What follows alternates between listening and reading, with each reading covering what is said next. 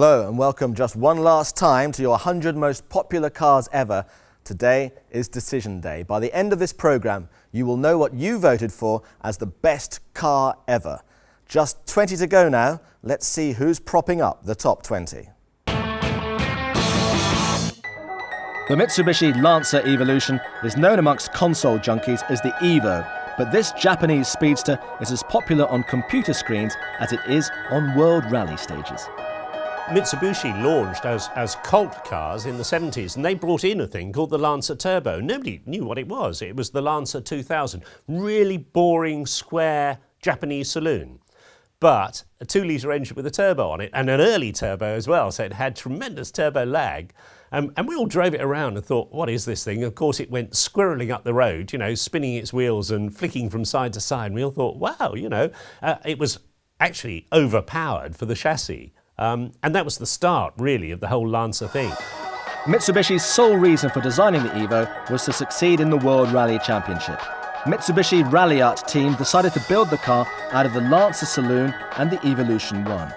The features I like about it the most, I would say, that ever wanted me to get an Evolution was the flared arches on it. The flared arches and the stance in your rear view mirror is absolutely amazing. The reason for the Evo's popularity is its versatility, its saloon car practicality, its supercar quickness, and it's reliable. The Japanese invented their own class of street racer, really. The Evo fits into it, the Subaru fits into it. It's these cars that are basically small Japanese saloons that they've made go extremely quick. You only have to look at the Evo with its huge spoilers and splitters, big bore exhaust and menacing bonnet vents to know that this is a serious piece of performance kit. The standard car came and lost its appeal for me, and I modified it to such a daft extent now that friends are actually scared to get in the car with me.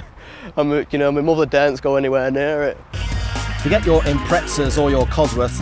This Far Eastern piece of fine-tuned machinery is far superior in every way. Now next we have the Ford Focus at number 19. The Focus has been a huge success ever since its launch in 1998, and it hasn't been just due to blind loyalty by Ford fanatics. I had one once on holiday in Ireland, and it was only a 1400, the smallest engine you could get in a Focus.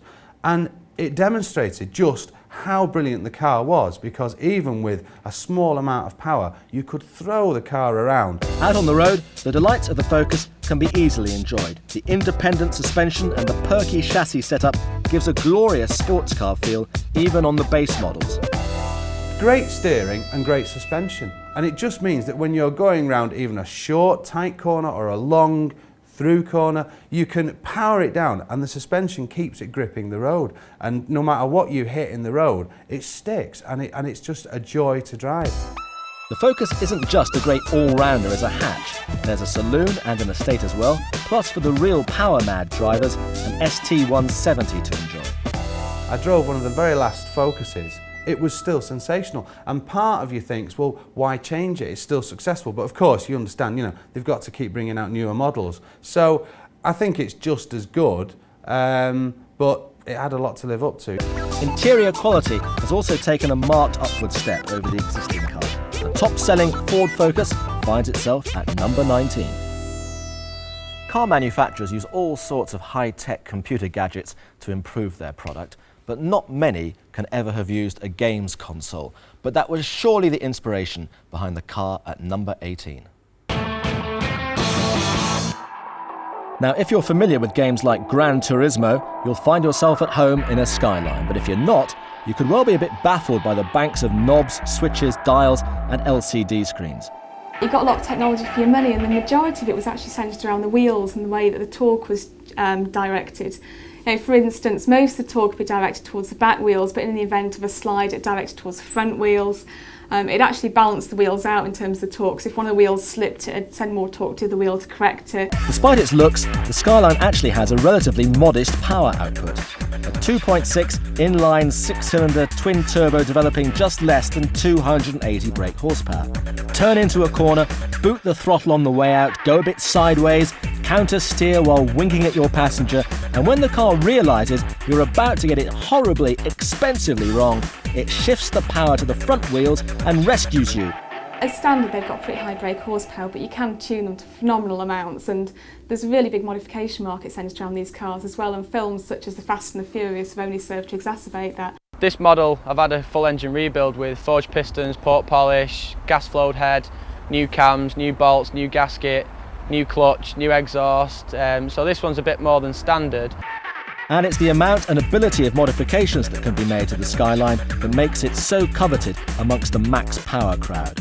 Stories of 1,000 brake horsepower Skylines are now almost commonplace. The 1980s were the time of the yuppie. Greed was good, even more was even better. It wasn't enough just to be driving a BMW. You had to drive the fastest, most stylish BMW. So, if you were hammering down the M3, you had to be driving an M3.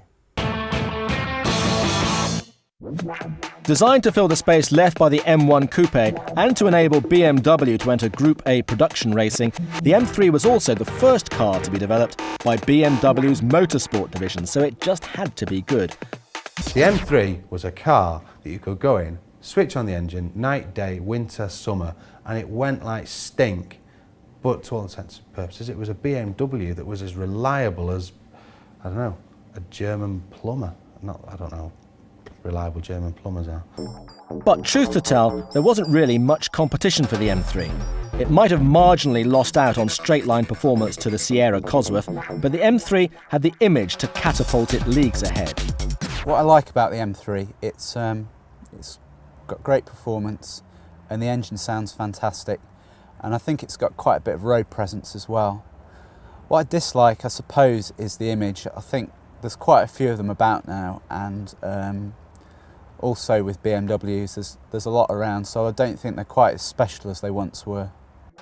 Riding high on the success of the M3 and always being masters of marketing, BMW unveiled a prototype M3 called CSL. Designed as a lightweight version of the M3, the CSL featured engine modifications to raise the power from 343 brake horsepower to 360. This CSL was just a way of getting people to part with that little bit more money and create another market for another BMW 3 Series. Favorite car, I'd have to go with an AC Shelby Cobra. I just love them. I think they're just retro as they come. The fact that they put an American engine in a British chassis, and it was the first car to beat Ferrari at Le Mans, so I mean, that's a pretty cool car. Wow. The AC Cobra story begins in the early 1960s when Texan racer and chicken farmer Carroll Shelby had the crazy idea of fitting a Ford V8 engine into a tiny lightweight British sports car, the AC Ace. The history behind the Cobra is absolutely hysterical because there was a small car company, AC, making these cars in Thamesden in England, right? A Texan sees the car, thinks, oh, that's nice, but not really quick enough. 2-litre engine, 102 brake horsepower. I'll go over, talk to the chap, see if we can put a bigger engine there. Decides to put a V8 4.2-litre engine in the car, right? Transform the performance immediately. 165 brake horsepower. Boys at Thamesden, well, not really sure this is terribly the right way to go. Don't worry, lads, don't worry. It's fine. Then he sneaks in, I think it was a 4.7-litre V8, 195 brake horsepower. Not enough, not enough. The engines get bigger. 7-litre engine eventually goes into this car. Weighed nothing. It became the fastest accelerating sports car in the world. The first Cobras were fitted with 4.2-litre V8s from the American Ford Fairlane. Acceleration was phenomenal, the official road test car covering 0 to 60 in 4.2 seconds and the standing quarter of a mile in 12.9, figures that are still pretty impressive today. Ferrari have been playing around, Alfa have been playing around with if you like, beautiful cars, well-balanced cars, powerful, but it was always a case of balance.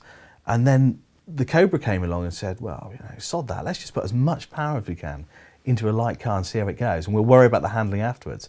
And it pulled it off. There is more than one way to skin a cat, and from the AC Cobra that used that massive grey engine but not much else to go very, very fast, to a car that used an ordinary 4-cylinder engine but all sorts of wizardry to get the best out of it. Alongside speed, glamour and some spectacular crashes, the World Rally Championship has given us homologation, a truly brilliant rule that means manufacturers have to build road-going versions of their WRC cars. The Subaru Impreza Turbo is one of those cars that invented a whole new market. Timed to perfection to coincide with the explosion of the PlayStation generation, the original Turbo spawned a host of ever faster, ever more technically proficient versions. This is a production car that you can go into any Subaru garage, you can buy it, it's Japanese, so there's a reasonable chance that it's going to be reliable. It found itself in a battle off the WRC circuit as well. Rally nemesis Mitsubishi were also producing road-going versions of their Lancer known as the Evo. Mitsubishi and Subaru embarked on a mission to build the quickest, most technically advanced four-door family saloon they could, and ended up building cars so quick, so stable, and so accessible to everyone, they're considered the fastest point-to-point everyday car you can buy. The Subaru Impreza Turbo has had a fantastic impact on the fast car landscape. Since then, it's kind of changed the rules, it's moved the goalposts, because now hot hatches have to be considerably more powerful, they've got to be much more credible in terms of the hardware on the cars. The Impreza's, in a way, rewritten the rule book. The Subaru Impreza has moved the goalposts on for performance car manufacturers. It's proved that truly fast cars can be both accessible and affordable. From the utterly ridiculous to the totally sublime, a car so chic, so stylish, to call it desirable would be the ultimate of understatements. It is the Mercedes SL. Producing road-going versions of competition models is pretty commonplace these days. It's not often, though, that the road-going car becomes just as desirable as the racing car that it's based on. When this car was launched, the world had never seen anything like it. I mean, it was the first car with gull-wing doors, which must have been mind-blowing to be at that motor show when they unveiled it. Also the first production car to be offered with fuel injection, but predominantly it was built as a racing car. Ironically, the part of the car that held most appeal for many buyers was also its biggest flaw. The gull-wing doors made the SL impractical and inconvenient. But it's still just so striking to look at, and those gull-wing doors, it's perhaps not too practical today. If you go down the supermarket car park and two people park next to you, you can't get out of your car, which is why they subsequently built a roadster version which had regular doors on it. But it's the gull-wing version that is the desirable one. By 1971, the 350 SL shouldn't really have been wearing the Sport-like badge at all. Weighing in at 1,500 kilograms, the 350 SL was powered by a V8 and was available as either a roadster or a four-seat coupe. The current SL is awfully wide for a car that just takes two of you plus two squashed in the back. It's a very, very wide car, and I just query whether Mercedes need to make it quite such a fat cat. Well, now we move into the real glamour part of the programme, from an all-time classic to a future classic. James Bond is going to be itching to drive this. It's the Aston Martin DB9. My favourite car probably has got to be Del Boy's three-wheel van, I think. No, only joking. But no, my favourite car is probably, I like the Aston Martins. I mean, nowadays everybody seems to have either a BMW and a Jag. I mean, obviously you got your Porsches and your Ferraris, but I've always been a big Aston Martin fan. Now, following up the most successful model in your company's history is the kind of problem that keeps your average car company managing director awake at night. But when you're Aston Martin and the new model you're unveiling is the DB9, I'd have kind of thought sleep isn't too much of a problem. It is officially the most beautiful piece of modern engineering and machinery I've ever seen, and I can't talk highly enough about it. It's beautiful in every sense. Under that long, aggressive nose sits a 6-litre V12 borrowed from the Vanquish, but tuned for a more lazy 450 brake horsepower, enough for the DB9 to reach 60 miles an hour in 5.4 seconds. What is so special about Aston Martin today is that you get a mix of everything you could possibly want from a supercar. You get astonishing performance, you get refinement, comfort, real quality and real refinement and finish. So here's what we have in this section. At number 20, the Mitsubishi Lancer Evolution. At 19, the Ford Focus. At 18, the Nissan Skyline. At 17, the BMW M3. At 16, the AC Cobra. At 15, the Subaru Impreza. the Mercedes SL is at number 14, and at 13 it's the Aston Martin DB9. Time for a break. And while we're away, think about this. What car that didn't make it through to the top 100 is Harry Potter's favourite car? We'll let you know in a second.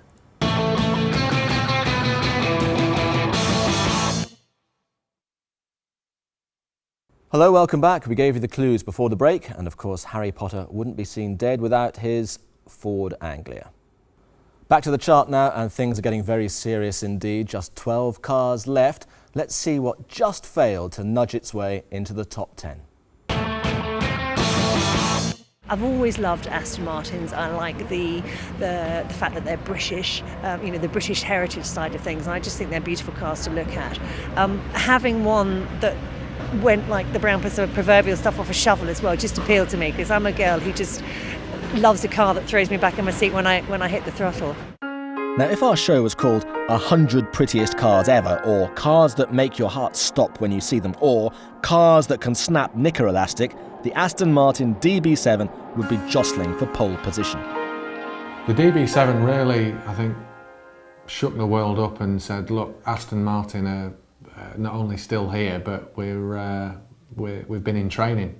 We've been in the gym and we've been taking stock of what we're about, and we've had a name for building great cars, which may have gone a little bit quiet, but we're definitely back. Alongside shaping the future, the DB7 also borrowed from the past. In place of the usual V8 was a twin-cam straight-six engine. Although less bulky than the V8, aiding handling, the straight-six was less powerful. A truly iconic car, the DB7, and hugely important to Aston Martin. Well, the last few names on our list are a kind of motoring glitterati, a who's who of cars. And we start with the Steve McQueen, not the Mustang, but a different kind of Ford, the GT40. As ways of ensuring instant immortality go, beating Ferrari at Le Mans with a 1-2-3 win at only your third attempt isn't too bad. And that's precisely what the Ford GT40 did in 1966. Well, Ford decided that they wanted to go sports car racing, and rather than do it under their own brand, they decided to buy Ferrari, who were obviously the most successful team of the time. And negotiations went very well. It was almost a done deal, and then at the last minute Enzo Ferrari pulled out. At that point, Henry Ford felt completely let down and decided he would go out and show Enzo Ferrari a thing or two, create his own Ford-branded racing car and beat Ferrari. And he did. Of course, this was made all the more impressive by one thing. The GT40 is perhaps as close to aesthetic perfection as a car can get. Every time I drive it, I want to drive it a little bit more. I want to drive it a little bit further. Parking the car up, switching off and climbing out, in one way is very satisfying because you've still got the keys and you're there with the car. But then you've got to turn your back and walk away from it, and that's a killer. By 1966 and the famous 1-2-3 at Le Mans, the GT40 had a massive 7-litre V8 developing 485 brake horsepower. There was also a road-going version of the Mark III that was built, but a boot was added and the headlamps were repositioned and the immortal GT40 lines were lost. The epitome of cool Britannia, the original Mini became a status symbol for a new young generation and found owners in the Beatles, Graham Hill and Peter Sellers. It was a must-have accessory and an instant hit. It was the fact that it was this quirky little English car that really just started the ball rolling for this whole thing that became Mini Mania, that even today with the new BMW Mini, when that was launched, I mean, they had their order books full before the car even hit the deck. Fast forward 40 years to 1999, and the Mini had become an oldie. Like your old dad who claimed to have smoked pot once in high school, it was well and truly entering a midlife crisis. When the new Mini came out, I remember seeing a few sort of press photos beforehand, and I think because the previous car was obviously British and now it's German, it's BMW, a lot of people didn't want it to be liked. They didn't want it to be a success. The new Mini takes on all what made the original such a pleasure to drive. Its ability to park in the smallest of spaces, its manoeuvrability at slow speeds, its zippiness at faster speeds, and the envious looks it attracts from pedestrians. It is a BMW and it has all of BMW's R&D and technology under the skin. It was still a fun car to drive. It handles really nicely. One of the main pleasures of the new Mini, as with the old, is that it can be adapted to suit any taste. Again, they've been very clever with the individual styling, so many different colour schemes, the Union Jacks on top, the different spotlights, which is all well and good. For me, obviously performance, you've got companies like Harker and obviously the Cooper S Works, where they're sticking chips in and whatever, you can get 240 horsepower out of a Mini. I mean, that's just hilarious. Well, alongside the Mini, one car symbolises the 1960s and 70s like no other, but this one came from very unusual beginnings. The classic Beetle began life in the fertile imagination of the Austrian inventor and designer Ferdinand Porsche, who submitted his idea to Hitler as a template for a mass-produced people's car, or in German, Volkswagen.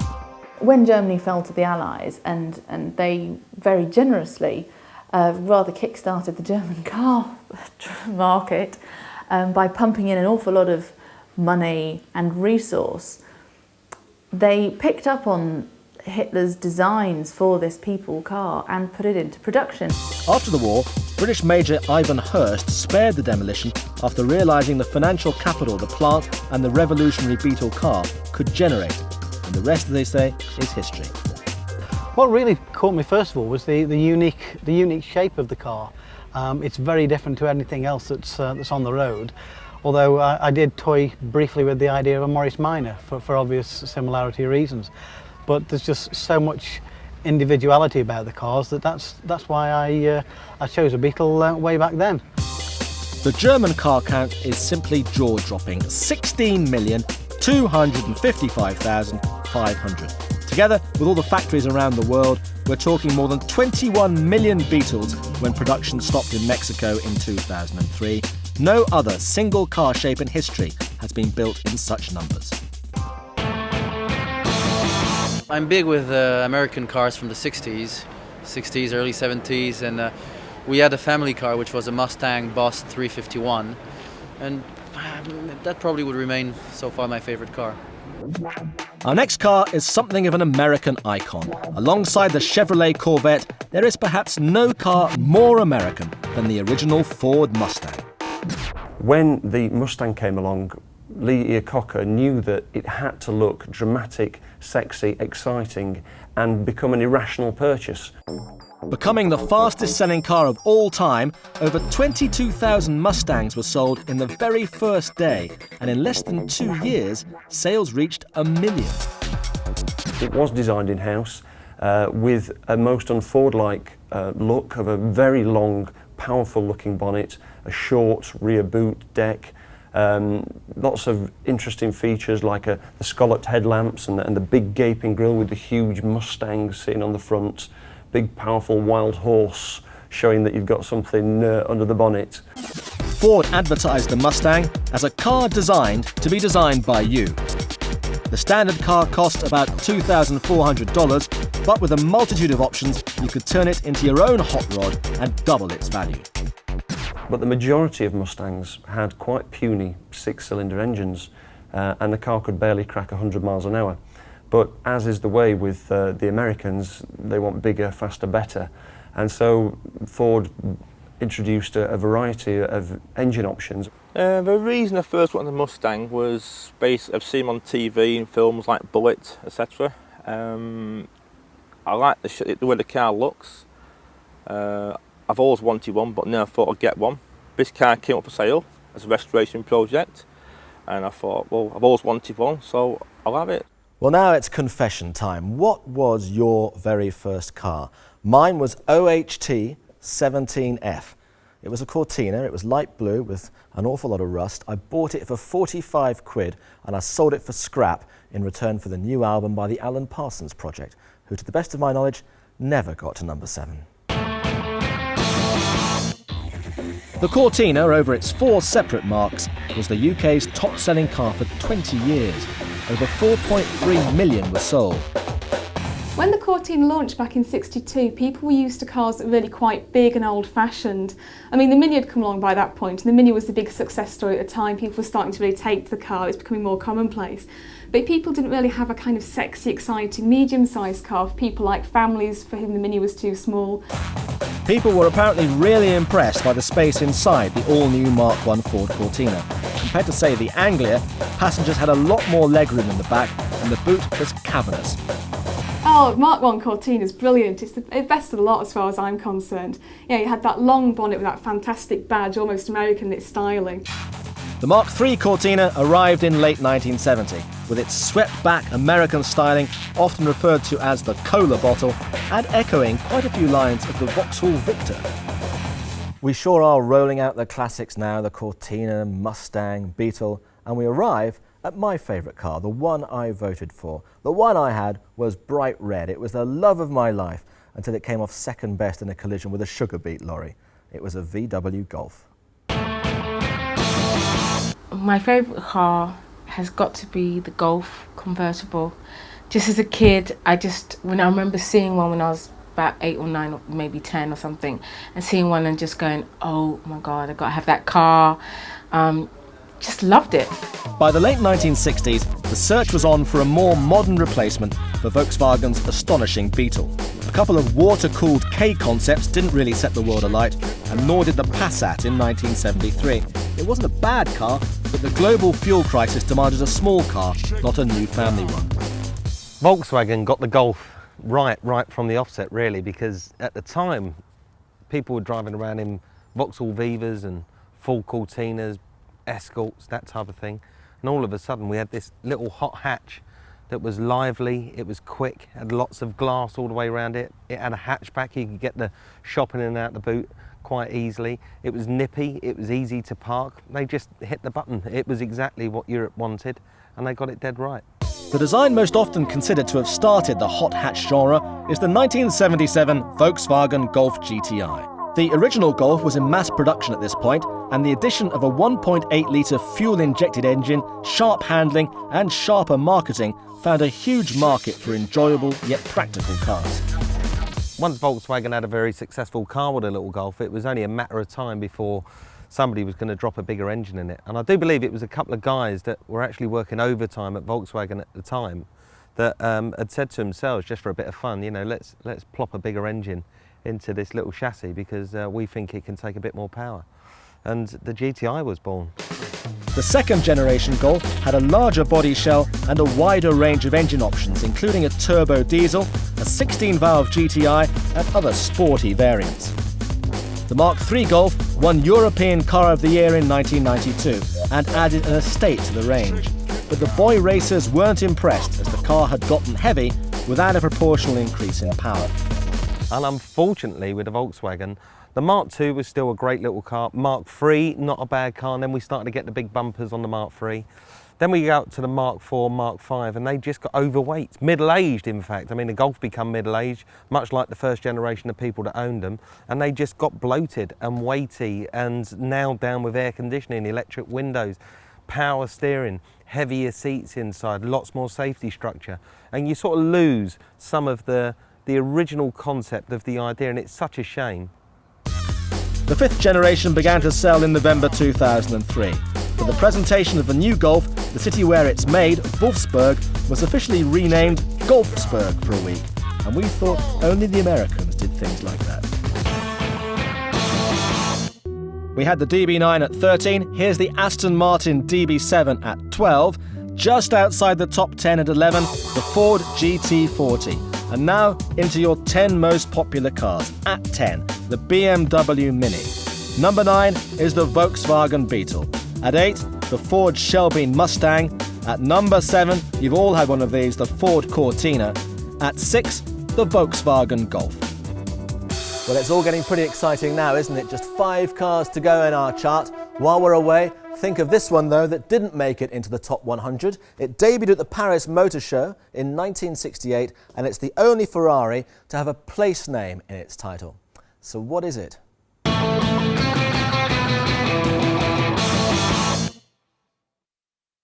Although as the excitement mounts and we get ever closer to number one, the answer to the quiz was the only Ferrari named after a place is the Ferrari Daytona. When the Mark I Ford Escort went on sale back in 1968, it revolutionised what was expected of a small family car, with a package offering plenty of room inside for a family and their luggage, interesting styling, but most importantly of all, tremendous value for money. It was a great car. It made good cars accessible to the masses.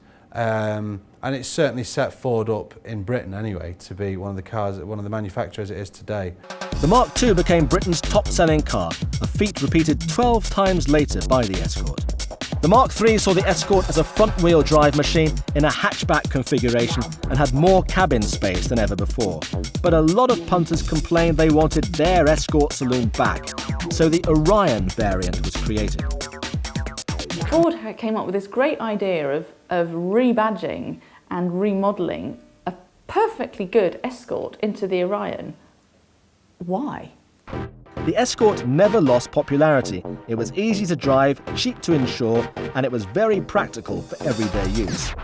I think the Escort is basically a tick box car. It does everything you need. Like I said, I've got a young family, so it does everything we need. It's got a decent sized engine on it, so it can cruise quite nicely on the motorway. And I can carry a nice bit of luggage around in the back and the shopping and all of my little girls' toys and prams and stuff. Well, Ford are a company wise enough to know that alongside all their bread and butter vehicles, they have to now and again produce a car that becomes extremely desirable. And if the 1960s symbol was the Mini, then in the 70s, this was the car you just had to have. In its final years, the Ford Capri was seen as a bit of a joke. I really desperately wanted the 2.8i, the last one, the V6. They did a limited edition, it's called Brooklands, and they were all green. They had black leather interior, they had bad boy alloys on them, and they were just so tail happy, they were gorgeous. But make no mistake, it didn't start that way. When the Capri was launched in 1969, it had a real air of chic. The likes of Cliff Richard, Jackie Stewart, and of course Bodie and Doyle all roared around in Capris. It was intended to be the European Ford Mustang, and actually, if you look at the Mustang of the mid-60s, it was kind of, you could see the Capri and the Mustang were similar, but the Mustang completely lost the plot. The 70s Mustang was the ugliest car you can possibly imagine. You look at a Capri of the same age, and it's gorgeous. Sold as the car you always promised yourself, ownership began at just £890, and that wasn't bad for 1969. The base Capri model had just 1.3 litres, rising to the 3-litre V6, which in 1970 were the fastest production cars marketed by Ford in Britain. Driving a Capri was always going to be a challenge. Long bonnet, very low seating position, rear-wheel drive of course, no traction control, no ABS, and a little pillar box to look out through to see what the road was like. I think the Capri has aged pretty well over the years. It still contends with the looks of the modern cars, even though it's not got the usual things like the power steering and the ABS. But I think it still has a place with the modern cars. So whether you love or hate the Ford Capri, the car you always promised yourself rightly deserves its place in this, your list of the most popular cars ever. Well, it's fair to say this chart is producing a fair few surprises, but you know, the biggest surprise of all would have been if this car hadn't made it. I think I'd probably plumb for the E Type Jaguar because I think the styling of that was just fantastic. For the money it cost at the time, the performance of the car was amazing compared to the other Ferraris and Aston Martins, which are so much more expensive.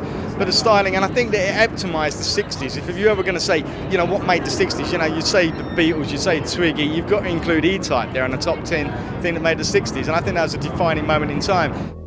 At just over £2,000 new, the E Type was half the price of a contemporary Aston Martin or Ferrari. It looked so different. And in terms of the design concept, I think it looked far more like it was complying to the principles of today's design, where we're aware of all the subliminal messages that cars give over. I think in just those terms, it was hugely revolutionary and an enormous impact on the car market and the consumer.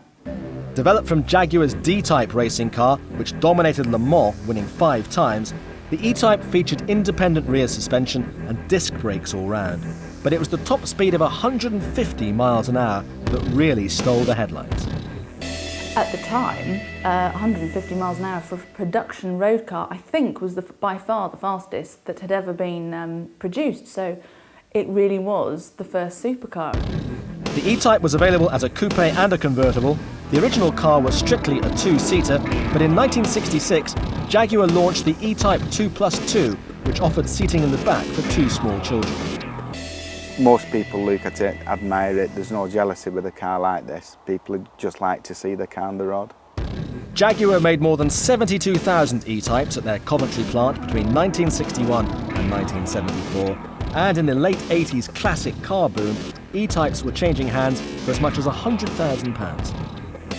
60s Britain was a funny time for motoring. At one end of the scale, you had the E-Type, competing against all those other superior GTs. But then at the other, well, most people actually couldn't afford a car at all. So step forward our next hero. Genius designer Alec Isagonis wanted to create a car getting everything in a box that measured 10 feet by 4 by 4, of which 80% was to be given over to the passengers and the luggage. That would only leave 2 feet for the powertrain. The Isagonis brainwave was to move the engine 90 degrees into a transverse position and just to drive the front wheels. Most cars at that time had engine at the front, rear-wheel drive. The Mini, they thought, no, let's put everything at the front. So you've got engine, gearbox, front-wheel drive, and it basically revolutionised handling. You look at most cars on the road today, are following that same pattern. Isagonis didn't just turn the engine round, but he used tiny 10-inch wheels and a new form of independent suspension developed by his mate Alex Moulton, so that bulky axles wouldn't waste vital interior space. The first Minis were full of wonderful idiosyncrasies. The battery was in the boot to save space up the front. There was a starting button on the floor, and there was a full-width parcel shelf with just a simple speedo and a fuel gauge above it. The door handles were simple affairs, just pull wires to save space.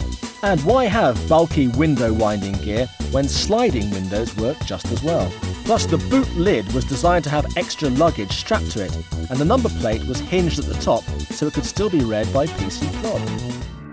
I love the Mini because it's practical, it's nice and easy to park, it's nippy, and it can do everything that more modern cars can do. Amazingly, even though the press went absolutely bananas, the general public were a bit wary at the start about the Mini's innovative design.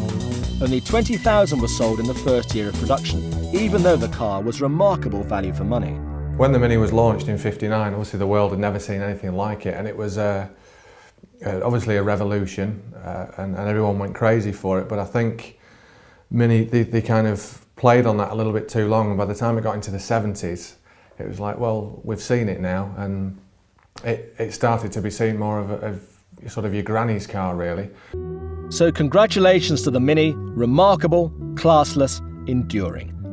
And this is the rundown from 5 to 2. At 5, it's the Ford Escort. At 4, it's the Ford Capri. At 3, the Jaguar E Type. And at 2, it's the Austin Mini. And so we come to the moment of truth. You could have chosen any number of saloons, sports cars, roadsters, people carriers, but at the end of the day, for the majority of you, there was only one. Number 1. My favourite car is a Porsche 911 GT4 Carrera 4, and I like that because it's like a slick car and it's very fast and looks good. Well, where to start with our last car? A supercar that over the last 25 years or so has become a motoring legend and earned its place as one of the classic supercars of all time. I think the great thing about the 911 is that it's a real supercar. I mean, it's got, you know, supercar performance, but it's capable of dealing with everyday situations. I mean, if it's raining or snowing or, you know, heavy traffic, whatever, it drives like a normal car. You can take your granny shopping in it, and then, you know, the road opens up, you're feeling great, boof, away you go. Whatever your opinion, the 911 is an all-time great. Unveiled at the 1963 Frankfurt Motor Show, the 911 replaced Porsche's much-loved 356 sports car. They wanted to call it the 901, and Peugeot said, hang on, you can't do that because we have 0 as our trademark. We have the 203, the 403, the 404. You can't have the 901. So they immediately changed it to the 911. It seemed to have been quite a good idea because it stuck for the next 30 odd years. The first cars were fitted with a 2-litre 6-cylinder engine, enough to go from 0 to 60 in 8.3 seconds, and it had a top speed of 130 miles an hour. It might not sound much now, but that was a big deal in 1963. Over the last 40 years, there have been many versions of the 911. So the great thing about the 911 is the way it's sort of evolved. I mean, when it first, the first turbo came out, actually Porsche were calling it the 959, you know, but everybody called it a 911. And since then, you know, there's different model derivatives have come up, you know, the 956s, the 968s, everything else. But the shape still stayed the same. And you see it on the road, you immediately recognise it as a 911, and that's what the name has stuck with. So while your new 996 turbo can be ordered with £5,000 worth of carbon brakes, the real landmark was the launch of the original 911 turbo itself. Launched in 1975, Porsche took the idea of turbocharging, which they'd applied so successfully on the track, to their 911 road car. I can remember when the first Porsche turbo was launched, I was sent out by Autocar to do the first road test on it.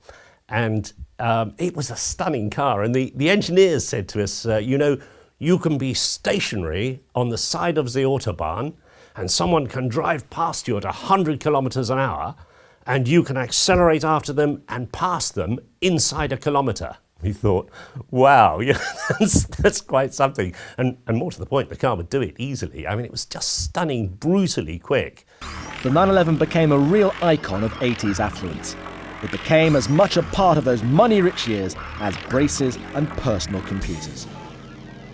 I think that period, you know, Mrs. Thatcher's Britain with the yuppies and the people making all that money as bonds dealers and bankers and buying a 911, a red 911 Porsche as a status symbol. It was very unfortunate for Porsche because up to then they'd always been bought by enthusiasts who understood the car, they knew its limitations, they could exploit its performance and its handling. And suddenly here were these guys, you know, who'd suddenly been given 50,000 quid bonus and they went out and bought a Porsche and then didn't understand it when they went backwards through a shop window in Knightsbridge. 40 years on, it remains a car in a million and a worthy winner of your most popular car ever. Well, that's it. We're nearly done. But no chart worth its salt would be complete without a top 20 rundown.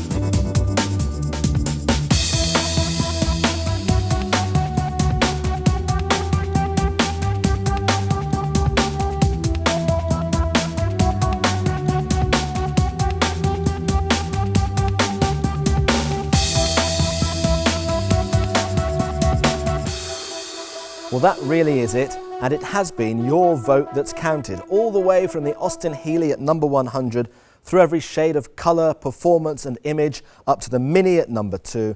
But this is the leader of the pack. The most popular car of all is the Porsche 911. Goodbye.